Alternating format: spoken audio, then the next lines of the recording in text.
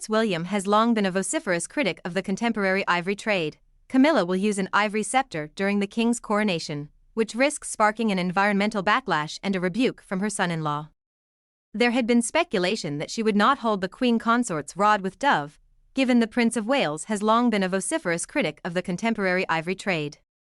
William has campaigned to stop the illegal trafficking of animal parts, like rhino horn and elephant ivory, through his umbrella organization United for Wildlife. Last August, the heir hailed a landmark illegal wildlife trade sentencing that saw a man jailed for 5 years for conspiring to traffic millions of dollars worth of rhinoceros horns and elephant ivory.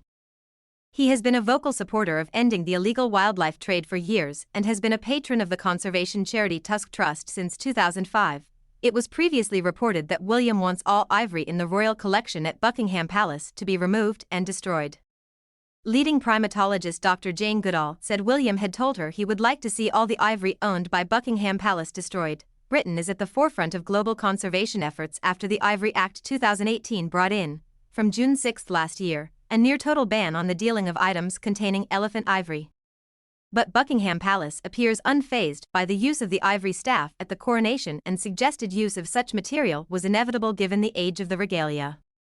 A spokeswoman said, as with any historical collection of its size, it is to be expected that the royal collection includes items that contain ivory as this reflected the taste at the time. The sceptre was made in 1685 for Queen Mary of Modena, the wife of James II, and has been used by every queen consort since.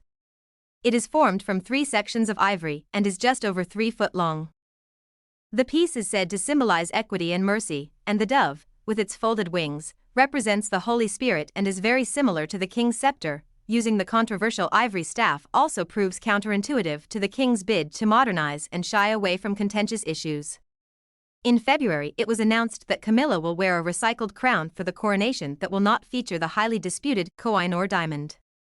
The jewel, seized by the East India Company in 1849 and presented to Queen Victoria, and which featured in the late Queen Mother's crown in 1937, had been a subject of fierce debate. For many in India, the diamond represents the humiliation of colonization and its ruling party had warned against its use at the upcoming coronation.